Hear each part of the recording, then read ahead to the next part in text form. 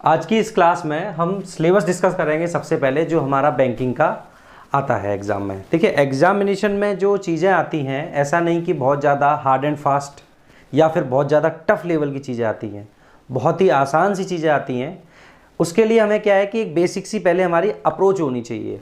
उसी अप्रोच पर बेस्ड हमारे एग्ज़ाम में करंट अफेयर आते हैं। दरअसल होता क्या है कि हम जो बैंकिंग अवेयरनेस में पढ़ते हैं वो एग्जैक्टली सिलेबस तो एग्ज़ाम में आने से रहा। तो आता क्या है एग्ज़ाम में? एग्ज़ाम में आता है आपके उसी सिलेबस पे बेस्ड करंट अफेयर्स।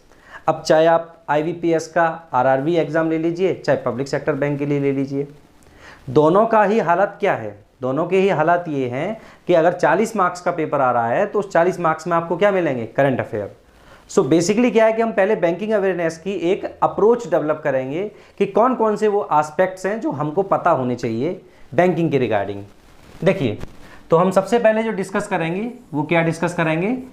सिलेबस, कि क्या क्या सिलेबस आपको पता होना चाहिए बैंकिंग के एग्जामिनेशन के लिए। ठीक है, जैसे सबसे पहले आपको आना चाहिए एक बहुत ही अच्छा टॉपिक है जिससे आपके अंदर इंटरेस्ट भी जागता है। इसको हम बोलते हैं banking history and structure, banking history and structure in India. दूसरा चैप्टर होगा अपना इसमें रिजर्व बैंक ऑफ इंडिया। ठीक है, तीसरा चैप्टर होगा आपका मॉनेटरी पॉलिसी। जो तीसरा चैप्टर होगा आपका वो कौन सा होगा? Monetary policy. मैं जो सिलेबस पढ़ाता हूँ उस पैटर्न को बता रहा हूँ, क्योंकि ऐसा मुझे लगता है कि मैं जब इस चैप्टर के बाद में अगर मैं इस चैप्टर को पढ़ा रहा हूँ तो मैं शायद कैंडिडेट की एक बेटर अप्रोच बिल्डअप कर पाऊँ। तो इसीलिए मैंने क्रम बनाया हुआ है, मैं इसी क्रम में सिलेबस को ख़त्म करता हुआ चलता हूँ। तो banking history, structure in India, RBI, monetary policy. इसके बाद में फिर अपन देखते हैं फिस्कल पॉलिसी। फिस्कल पॉलिसी के बाद में फिर अपन पढ़ते हैं NPA को पढ़ने के बाद में हम यहाँ पे इसके तुरंत बाद ही मैं एक चैप्टर लेता हूँ या एक छोटा सा टॉपिक ले लेता हूँ जो इसी से रिलेटेड भी है, रिकवरी ऑफ NPA। इसका नाम है रिकवरी ऑफ NPA। अब ये जो रिकवरी ऑफ NPA है, इसमें मैं जो सबसे पहले पढ़ाता हूँ आपको वो क्या पढ़ाता हूँ? वो पढ़ाता हूँ मैं सरफेसी एक्ट। क्या पढ़ाता हूँ मैं? SARFAESI act 2002। इस सरफेसी एक्ट के बाद में फिर मैं आपको पढ़ाता हूं DRT। फिर मैं पढ़ाता हूं आपको DRT। इसी के जस्ट बाद अपन देखते हैं फिर DRAT, यानी कि डेब्ट रिकवरी ट्रिब्यूनल, डेब्ट रिकवरी एपेलेट ट्रिब्यूनल। और इसके बाद में फिर हम इसी के साथ खत्म करते हैं IBC कोड 2016। और इसी के बाद में एक छोटा सा टॉपिक और है, उसको भी डिस्कस कर लेता हूं, जिसका नाम है फ्यूजिटिव ऑफेंडर्स या fugitive economic offenders, economic offenders act 2018। तो ये हमारा क्या है कि जो NPA है ना, तो ये NPA से ही रिलेटेड वो चीज़ें हैं जो आपको पता होनी चाहिए। क्योंकि जैसे मान लीजिए अगर कोई इंडिविजुअल NPA क्रिएट कर रहा है तो उसकी रिकवरी कैसे करनी है वो इसमें हम सीखते हैं। फिर अगर मान लीजिए वो सरफेसी जो बैंक ने डिसीजन लिया सरफेसी एक्ट के तहत, तो उससे वो संतुष्ट नहीं है तो वो कहाँ जाएगा? देन वो DRT जाएगा। फिर अगर उससे भी संतुष्ट नहीं है तो वो DRAT जाएगा। तो इस तरीके से क्या है, अप्रोच स्टेप बाय स्टेप अपन को सारा सिलेबस कवर करना होता है। ठीक है, NPA के बाद में जो अपन चैप्टर देखते हैं उसका नाम है फिर बेसल नॉर्म्स। बेसल नॉर्म्स ये आपकी जो है इंटरनेशनल गाइडलाइंस हैं। बेसल नॉर्म्स, ठीक है, बेसल नॉर्म्स 1, 2 और आपकी 3, ठीक है कि नहीं। ये इंटरनेशनल गाइडलाइंस है बैंकों को फाइनेंशियल लॉसेस होने से बचाने के लिए, ठीक है कि नहीं। बेसल नॉर्म्स के बाद में ही हम पढ़ेंगे, इसके बाद में फिर बेसल नॉर्म्स के बाद में पढ़ेंगे अपन एक पीसीए फ्रेमवर्क नाम का बहुत अच्छा चैप्टर है, prompt corrective action. PCA framework बहुत ही अच्छा और शानदार चैप्टर है, बट वो बेसल नॉर्म्स के बिना आप उसको नहीं पढ़ सकते। पहले एनपीए, और जब तक आप बेसल नॉर्म्स नहीं पढ़ लेंगे तब तक आप समझ नहीं पाएंगे। क्यों? क्योंकि देखिए एनपीए में उसमें नेट एनपीए की वैल्यू हमको देख के चलनी होती है, कंसीडर करनी होती है। और दूसरी बात की जाए तो पीसीए फ्रेमवर्क में फिर कार रेशियो अपन को देखना पड़ता है, तो वो हम बेसल नॉर्म्स में ही सीखेंगे कि कार रेशियो क्या होता है। फिर एक लेवरेज रेशियो होता है जो बेसल 3 में आकर के 5th पिलर ऐड हुआ था लेवरेज रेशियो का, तो इसीलिए हमें पहले ये चैप्टर इस क्रम में पढ़ने होते हैं, ठीक है। इसके बाद में फिर अपन जो पढ़ते हैं पीसीए फ्रेमवर्क के बाद में वो आता है आपका मिशन इंद्रधनुष। इसको भी हम साथ के साथ ही पढ़ लेते हैं। मिशन इंद्रधनुष ये बैंकिंग के लिए चलाया गया है, वो वाला है, और एक बच्चों के टीकाकरण के लिए भी चलाया गया, वो अलग है, ठीक है। फिर इसी के बाद में एक चैप्टर होता है जिसको हम बोलते हैं कैमल्स रेटिंग। कैमल्स रेटिंग इसको भी अपन देखते हैं। फिर एक चैप्टर आता है आपका फॉरेन ट्रेड का, फॉरेन ट्रेड का एक चैप्टर आता है, इसको देखते हैं। इसके बाद में फिर फॉरेन ट्रेड के बाद में फिर आपका चैप्टर आता है फाइनेंशियल मार्केट का। फाइनेंशियल मार्केट का चैप्टर आता है। ये जो फाइनेंशियल मार्केट का चैप्टर है इसमें हम 2 चीजें पढ़ेंगे, एक मनी मार्केट, और दूसरा जो आप इसमें पढ़ेंगे वो पढ़ेंगे कैपिटल मार्केट। दूसरा क्या पढ़ेंगे आप इसमें? Capital market. बहुत ही अच्छे चैप्टर हैं ये, ठीक है कि नहीं। तो मनी मार्केट और आपका कैपिटल मार्केट। अच्छा, इसके बाद में फिर क्या पढ़ना होता है अपन को? तो इसके बाद में फिर मैं कुछ आपको बैंक में बहुत अच्छी अच्छी चीजें बताता हूं।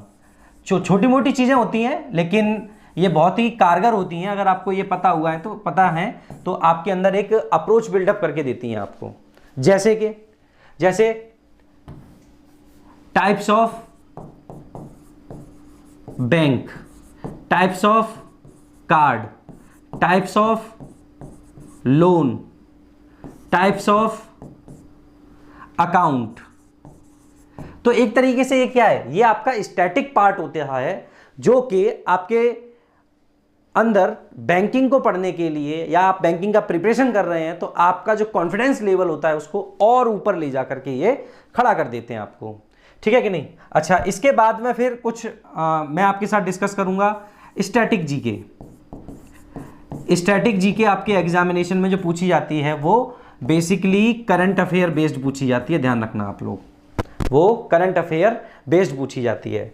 इसी के साथ में कुछ आपसे पूछी जाती हैं सोशल वेलफेयर स्कीम। क्या पूछी जाती हैं आपसे?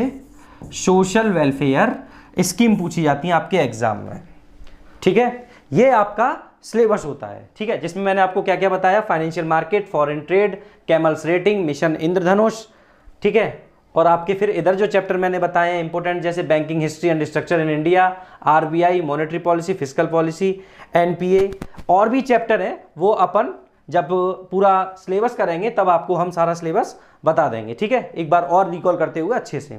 अच्छा, फिलहाल एक काम करते हैं अपन, है ना, फिलहाल एक काम करते हैं, एक चैप्टर उठा लेते हैं और उसके बारे में थोड़ा सा छोटा सा एक डिस्कशन लेते हैं। जैसे फाइनेंशियल मार्केट उठाते हैं, ठीक है। फाइनेंशियल मार्केट बहुत ही अच्छा और मैं कहूंगा इंटरेस्टिंग और शानदार चैप्टर है ये, फाइनेंशियल मार्केट। अब ये जो फाइनेंशियल मार्केट है इसमें हम बैंकिंग एस्पेक्ट से 2 टॉपिक पढ़ते हैं, ठीक है। कौन सा? एक होता है, 2 टॉपिक पढ़ते हैं जिनमें से एक होता है मनी मार्केट और एक दूसरा होता है जिसको हम बोलते हैं कैपिटल मार्केट, ठीक है कि नहीं। अब देखिए, जो मनी मार्केट है, मनी मार्केट को रेगुलेट किसके द्वारा किया जाता है? हमको यह पता होना चाहिए। तो मनी मार्केट को रेगुलेट किसके द्वारा किया जाता है? आरबीआई के द्वारा। जी हां, ये वही आरबीआई है जिसका इस्टेब्लिशमेंट ईयर जो है वो 1 अप्रैल 1935 है। ठीक है कि नहीं। दूसरी बात, ये वही आरबीआई है जिसका नेशनलाइजेशन 1 जनवरी 1949 को हुआ था। आरबीआई की अगर मैं हेडक्वार्टर की बात करूं तो हेडक्वार्टर इसका मुंबई में है। वहीं अगर मैं बात करूं कैपिटल मार्केट की, तो कैपिटल मार्केट को रेगुलेट किसके द्वारा किया जाता है? सेबी के द्वारा किया जाता है। सेबी मतलब सिक्योरिटी एक्सचेंज, सिक्योरिटीज एक्सचेंज, ये थोड़ा मिस्टेक से लिख दिया मैंने, securities exchange board of India, security exchange board of India, जिसे हम सेबी बोलते हैं। देखिए सेबी का जो एस्टेब्लिशमेंट हुआ था वो कब हुआ था? वो हुआ था आपका, सेबी का एस्टेब्लिशमेंट हुआ था 12 अप्रैल 1988 को, यानी कि 12 अप्रैल 1988 को। और हाँ, सेबी को जो स्टैट्यूटरी बॉडी का स्टेटस मिला था, किसका? इसको एक स्टेटस मिला था, किसका? स्टैट्यूटरी बॉडी का। ये स्टेटस इसको कब मिला था? तो ये मिला था इसको 30 जैन 1992 को। अच्छा, सेबी का हेडक्वार्टर सेम कहां पे है? इसका भी हेडक्वार्टर आपका मुंबई में है। ठीक है कि नहीं। दूसरी बात, जो मनी मार्केट है, ये जो मनी मार्केट है, यहां पे मैच्योरिटी क्या होता है किसी भी इंस्ट्रूमेंट को लेकर के? तो यहां पे जो मैच्योरिटी होता है आपका, वो मैच्योरिटी होता है 364 डेज का, या मैं इसको इस तरीके से भी लिख सकता हूं कि 1 डे टू 364 डेज के लिए, मैं ये भी बोल सकता हूं 1 डे टू 364 डेज के लिए भी होता है। ठीक है कि नहीं। अच्छा, इसके मैच्योरिटी की बात करेंगे। एक्चुअली मैं इसको ऐसे भी कंपेयर कर सकता हूं कि मनी मार्केट को मैं इस बेसिस पे, यानी कि इसके मैच्योरिटी पीरियड को देखते हुए मैं इसको शॉर्ट टर्म मार्केट बोलता हूं। क्या बोलता हूं मैं इसको? Short term market. मैं इसको शॉर्ट टर्म मार्केट बोलूंगा। क्यों? क्योंकि यहां पे जो बात हो रही है वो दरअसल बिलो 1 ईयर की बात हो रही है। कितने की बात हो रही है यहां पे? बिलो 1 ईयर की बात हो रही है। ठीक है कि नहीं। तो यहां पे जो बात होगी कैपिटल मार्केट में, वही मैच्योरिटी कैसा हो जाता है? अबव 1 ईयर हो जाता है। कैसा हो जाता है वो? अबव 1 ईयर हो जाता है। वो क्या हो जाता है आपका? Above 1 year. अगर ये अबव 1 ईयर हो रहा है तो मैं इसी बेस पे बोल देता हूं कि मेरा जो कैपिटल मार्केट है ये कैसा मार्केट रहेगा? इसको मैं बोलूंगा लॉन्ग टर्म मार्केट। क्या बोलूंगा मैं इसको? लॉन्ग टर्म मार्केट बोलूंगा। ठीक है कि नहीं। सो मैंने अभी आपको बेसिकली 2 डिफरेंस बताए।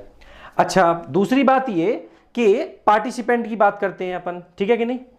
पार्टिसिपेंट कि मनी मार्केट में कौन पार्टिसिपेट करता है और कैपिटल मार्केट में कौन पार्टिसिपेट करता है। ठीक है कि नहीं। तो पार्टिसिपेंट आपको पता होने चाहिए। तो एक तरफ किसके हैं? मनी मार्केट के, और दूसरी तरफ किसके हैं? तो कैपिटल मार्केट के। देखिए, अब मनी मार्केट की मैं बात करूं, जैसे मनी मार्केट में कौन कौन पार्टिसिपेट करता है? तो बेसिकली यहां पे बिग प्लेयर पार्टिसिपेट करते हैं। कौन करते हैं यहां पे? बिग प्लेयर्स लाइक, जैसे कि सरकार खुद करती है, जैसे कि आरबीआई, जैसे कि बैंक, जैसे कि एआईएफआई दरअसल ऑल इंडिया फाइनेंशियल इंस्टीट्यूशन होते हैं। ठीक है, ये 5 हैं, जैसे कि नाबार्ड, सिडबी, एनएचवी, एक्जिम, नेफिड, और आपका शायद बता दिए मैंने 500। ठीक है कि नहीं। तो ये भी कर सकते हैं, और एनबीएफसी भी पार्टिसिपेट करते हैं। ठीक है कि नहीं। और ट्रस्ट भी करते हैं। ठीक है कि नहीं। तो ये बिग प्लेयर होते हैं इधर पार्टिसिपेट करने वाले। और वहीं बात की जाए कि कैपिटल मार्केट में कौन पार्टिसिपेट करता है, तो आप लोग ध्यान रखना, कैपिटल मार्केट में ऑल पार्टिसिपेट करते हैं, यानी ये भी कर सकते हैं और इंडिविजुअल भी पार्टिसिपेट करता है। ठीक है, तो यहां पे हम लिख सकते हैं ऑल। ठीक है कि नहीं। ये तो करते ही करते हैं, और इंडिविजुअल यानी हम और आप। अच्छा, अगर आपसे पूछा जाए क्या मनी मार्केट में कोई इंडिविजुअल पार्टिसिपेट कर सकता है? तो जी हाँ, बिल्कुल कर सकता है। बस उसको आरबीआई के साथ में एक अकाउंट खुलवाना पड़ता है। जैसे ट्रेजरी बिल में अगर इन्वेस्ट करना चाहे कोई इंडिविजुअल तो कर सकता है। उसके लिए उसको क्या करना पड़ेगा?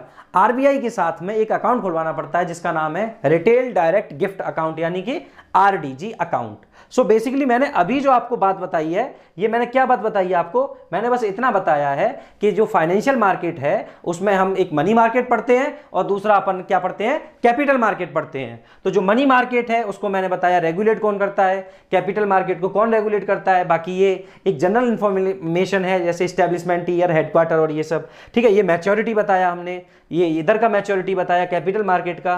फिर मैंने आपको बताया यहाँ पे इधर कौन पार्टिसिपेट करेगा और फिर इधर कौन पार्टिसिपेट करेगा, ठीक है कि नहीं। तो ये चीज है। अब देखिए एक चीज और मैं बताऊंगा आपको यहाँ पे। अब मैं आपके साथ एक छोटा सा डिस्कशन कर रहा हूं जिसको हम बोलते हैं tools of money market.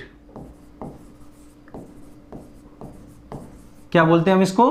Tools of money market. Money market के टूल्स कौन से हैं, या फिर मैं टूल्स ना बोल करके मैं इनको इंस्ट्रूमेंट बोलूं तो मुझे ज्यादा अच्छा लगेगा। Instruments of money market. तो मनी मार्केट के इंस्ट्रूमेंट कौन से हैं? ध्यान से सुनिएगा आप लोग। देखिए पहला जो इंस्ट्रूमेंट है इसको मैं मानता हूं बैंकिंग एस्पेक्ट से मैं पूरा सिलेबस कवर करा रहा हूं, ठीक है कि नहीं, ये ध्यान रखना आप लोग।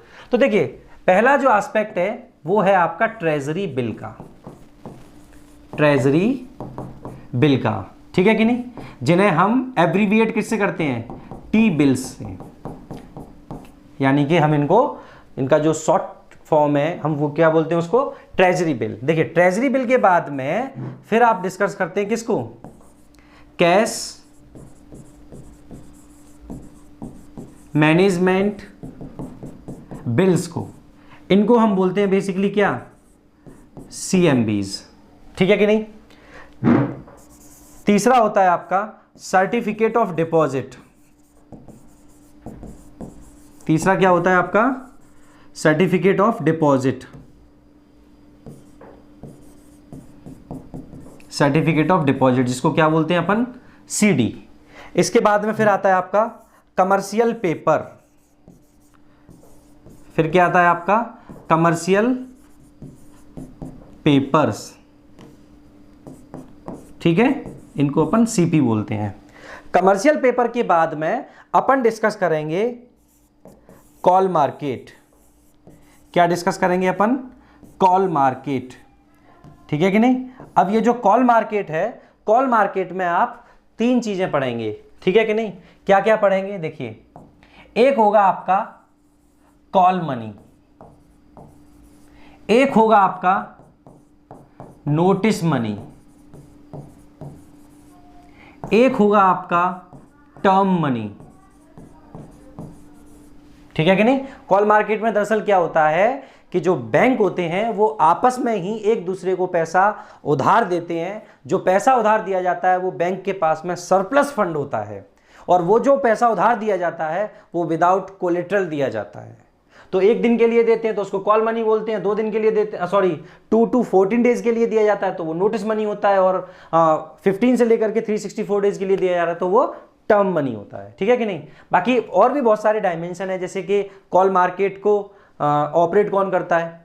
तो कौन करता है कॉल मार्केट को ऑपरेट? अगर आपसे पूछा जाए कि कॉल मार्केट को रेगुलेट कौन करता है और कॉल मार्केट को फिर ऑपरेट कौन करता है, 2 चीजें निकल के आती हैं, ठीक है कि नहीं। तो आप लोग ध्यान रखना, जो कॉल मार्केट होता है इसको कौन करता है रेगुलेट? तो आरबीआई करता है, क्योंकि उसी का टूल है। ऑपरेट पूछा जाए तो आप लोग ध्यान रखना सीसीआईएल एक प्लेटफॉर्म है, एनडीएसओएम जहां पे फंड्स को ट्रेड किया जाता है, ठीक है कि नहीं। इसके बाद में फिर डिस्कस किया जाता है आपको इसी का एक एस्पेक्ट है छोटा सा, ठीक है, उसको हम बोलते हैं सीबीएलओ, कोलेटराइज्ड बोरोइंग लेंडिंग ऑब्लिगेशंस, ठीक है, उसको देखेंगे। फिर 7वें नंबर पे आता है आपका ways and means advances. Ways and means advances, ways and means advances, यानी कि इसको बोला जाता है बेसिकली क्या? WMA। क्या बोला जाता है इसको? WMA, ways and means advances, और इसी से लगा हुआ यानी कि इसी की लिमिट एक्सीड हो जाती है दरअसल WMA की, तो फिर उसको ट्रीट किया जाता है ओवरड्राफ्ट की तरह। तो अपन फिर ओवरड्राफ्ट भी डिस्कस कर लेंगे यहीं पे, ठीक है। ओवरड्राफ्ट फैसिलिटी राज्य सरकार को अलग प्रोवाइड की जाती है, केंद्र सरकार को अलग प्रोवाइड किया जाता है, दोनों का ही अलग अलग डायमेंशन है, तो वो अपन डिस्कस करेंगे। ये टूल्स ही तो डिस्कस कर रहे हैं बेसिकली, अभी कोई अपन डिटेल डिस्कशन तो कर नहीं रहे इस पे, है ना। अब देखिए वेज एंड मीन्स एडवांसेस, इसके बाद में अपन डिस्कस करेंगे बैंकर्स एक्सेप्टेंस, ठीक है, और फिर डिस्कस किया जाएगा आपके साथ में बैंक गारंटी, ठीक है, और फिर लास्ट में इसका एक टूल आता है, सेकंड लास्ट बोलेंगे हम इसको, लेटर ऑफ क्रेडिट, और एक और टूल होता है जिसको हम बोलते हैं रेपोज एंड इट्स टाइप्स, ठीक है कि नहीं। सो बेसिकली हमने क्या क्या देखा एक बार हम रिकॉल कर लेते हैं, ठीक है। देखिए सबसे पहले मैंने सिलेबस में चर्चा की आपके साथ में, सिलेबस में मैंने banking history, structure in India, RBI, monetary policy, physical policy, NPA, recovery of NPA, SARFAESI act, DRT, DRAT, IBC code 2016, fugitive economic offenders act 2018, Basel norms 1, 2, 3, PCA framework, और इसके बाद में फिर आपका मिशन इंद्रधनुष देख लेंगे क्योंकि इसी से रिलेटेड कैमल्स रेटिंग देख लेंगे, और आपका फॉरेन ट्रेड देख लेंगे, फाइनेंशियल मार्केट में मनी मार्केट, कैपिटल मार्केट देखेंगे आप, types of bank, card, loan और अकाउंट, ठीक है। ये स्टैटिक जी के करंट अफेयर बेस्ड चीजें कुछ देखनी होती है अपन को इसमें, और सोशल वेलफेयर स्कीम पे बात करनी होती है, ठीक है कि नहीं। इसके बाद में फिर मैंने एक छोटा सा टॉपिक लिया है यहाँ पे एक अप्रोच बिल्डअप करने के लिए, ठीक है। तो financial market, money market, capital market, कौन रेगुलेट कर रहा है, स्टैब्लिशमेंट ईयर क्या है, इधर नेशनलाइजेशन कब हो रहा है, उधर स्टैट्यूटरी बॉडी का स्टेटस कब मिल रहा है, इधर आपका हेडक्वार्टर कहाँ पे, उधर आपका हेडक्वार्टर कहाँ पे, दूसरा फिर यहाँ पे मैच्योरिटी इधर क्या क्या है और मैच्योरिटी फिर आपका इधर का क्या है, ठीक है कि नहीं। दूसरा मनी मार्केट में पार्टिसिपेंट कौन होते हैं और कॉल मार्केट में पार्टिसिपेंट कौन होते हैं। इसके बाद फिर मैंने आपको क्या बताया है कि टूल्स ऑफ मनी मार्केट, तो मनी मार्केट के टूल्स कौन से होते हैं, ट्रेजरी बिल्स होता है, कैश मैनेजमेंट बिल होते हैं, सर्टिफिकेट ऑफ डिपॉजिट होते हैं, कमर्शियल पेपर होते हैं, कॉल मार्केट होता है, फिर आपका इधर होता है क्या, कॉल मनी होता है, फिर आपका नोटिस मनी होता है, फिर टर्म मनी होता है, CBL होता है, वेज एंड मीन्स एडवांसेस होता है, ओवरड्राफ्ट होता है, और इसी के जस्ट बाद फिर आप पढ़ेंगे bankers acceptance, bank guarantee, letter of credit और आपका रेपोज एंड इट्स टाइप, ठीक है कि नहीं। अब जैसे अगर आपसे बात की जाए यहां पे एक छोटा सा टॉपिक हम उठा भी लेते हैं, चलिए, जिसका नाम है ट्रेजरी बिल्स, ठीक है कि नहीं।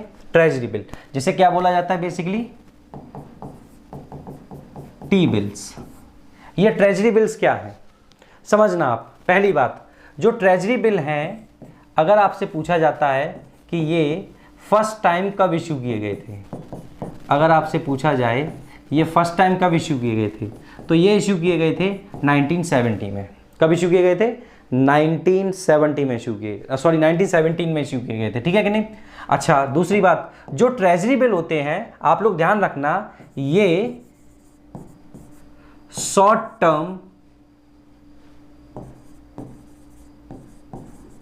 मनी मार्केट डेब्ट इंस्ट्रूमेंट होते हैं। ये कैसे होते हैं, ये शॉर्ट टर्म मनी मार्केट डेब्ट इंस्ट्रूमेंट होते हैं। अच्छा एक बात ध्यान रखना, जो ट्रेजरी बिल इश्यू किए जाते हैं ये as a promissory note issue किए जाते हैं।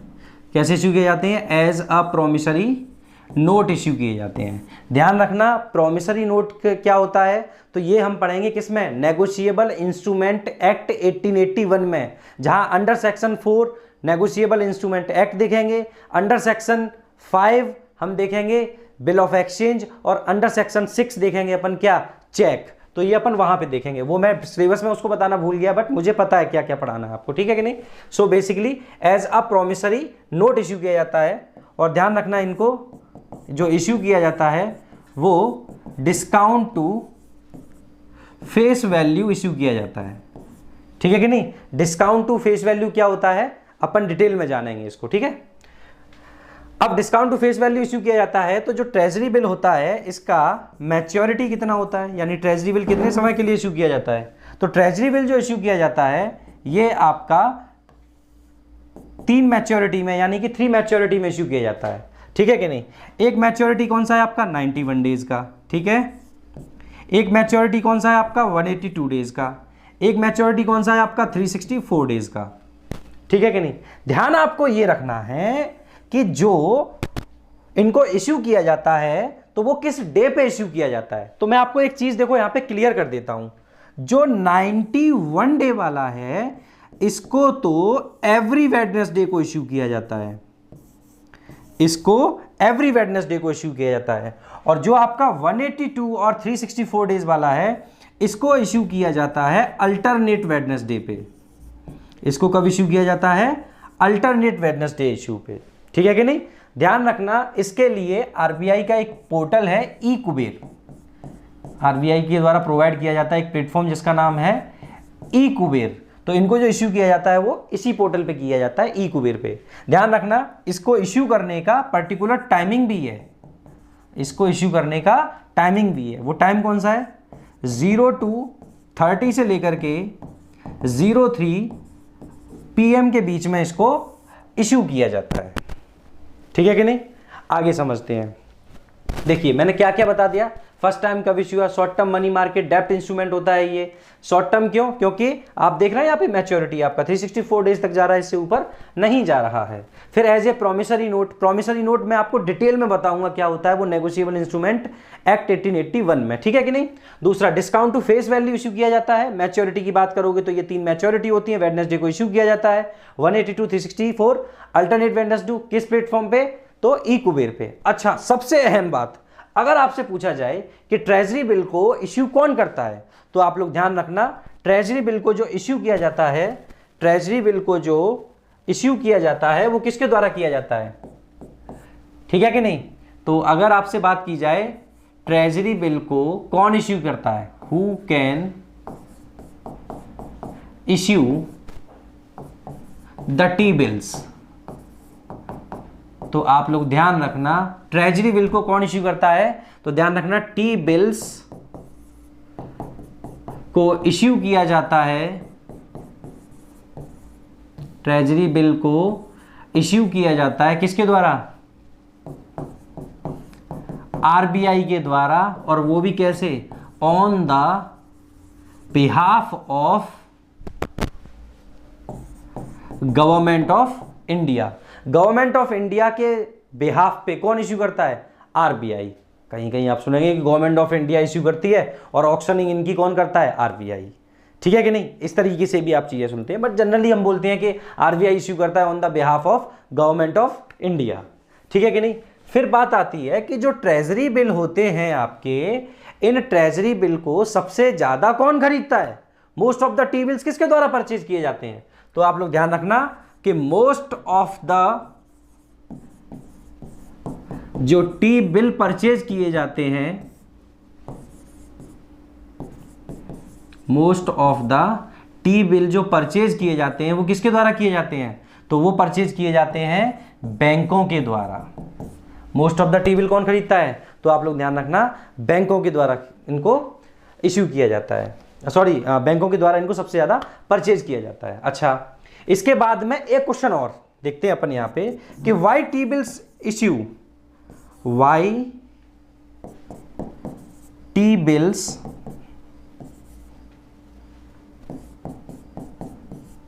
इश्यू, ये टी बिल्स को इश्यू क्यों किया जाता है, ट्रेजरी बिल को इश्यू क्यों किया जाता है।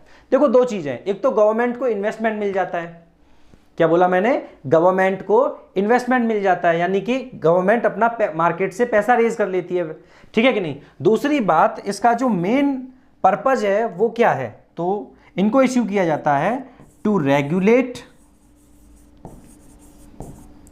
The flow of money in the economy, ठीक है, इकोनॉमी में मनी फ्लो को रेगुलेट करने के लिए, ठीक है कि नहीं। तो ये कैसे कि जैसे सबसे ज़्यादा कौन खरीद रहा है ट्रेजरी बिल्स को? बैंक।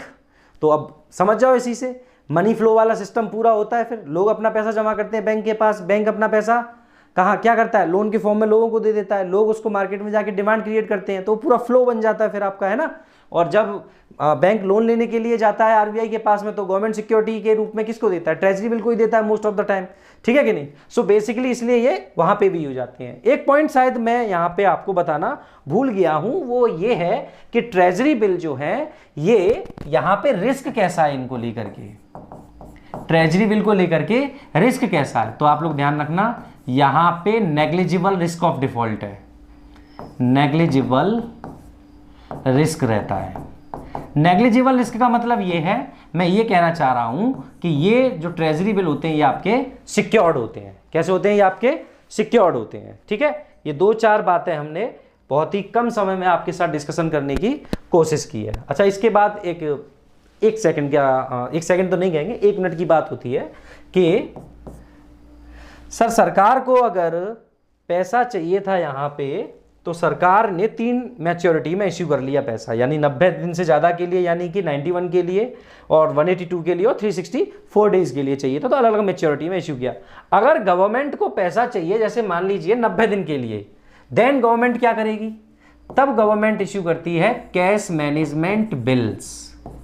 तब क्या इश्यू करती है गवर्नमेंट? कैश मैनेजमेंट बिल्स, जिसको क्या बोला जाता है? CMB, ठीक है कि नहीं, कैश मैनेजमेंट बिल। ध्यान रखना इनको फर्स्ट टाइम कब इश्यू किया गया था? तो आप लोग ध्यान रखना, फर्स्ट टाइम इनको इश्यू किया गया था 12th of May 2010 को, ठीक है कि नहीं। दूसरी बात कि जो कैश मैनेजमेंट बिल होते हैं इनका मैच्योरिटी कितना होता है? बस यही तो खेल है यहाँ पे सारा, यहाँ पे एक ही खेल है मैच्योरिटी का, कि यहाँ पे जो मैच्योरिटी होता है वो कितने समय के लिए होता है? तो जो मैच्योरिटी होता है वो यहाँ पे आपका अप टू 90 डेज के लिए होता है। बाकी की तो बस हम एक लाइन लिख सकते हैं यहाँ पे, क्या कि CMBs have the generic characters of T-bills। अब ये जेनेरिक कैरेक्टर जो लाइन है इसने क्या बोल दिया कि जैसा ट्रेजरी बिल और वैसा हो गया आपका कैश मैनेजमेंट बिल। तो डिफरेंस किस बात का है? सिर्फ आपको यहाँ पे एक चीज का, वो क्या है? मैच्योरिटी का डिफरेंस है, बाकी और कोई डिफरेंस नहीं है। तो इस छोटे से सेशन में मैंने एक आपको सिलेबस के लिए अप्रोच बताने की कोशिश की है और मैंने एक छोटा सा टॉपिक भी लिया है। सारी चीज़ें इंप्रूव करने लायक हैं और भी इंप्रूव की जा सकती हैं, कुछ आपका सहयोग, कुछ हमारा। Thank you very much.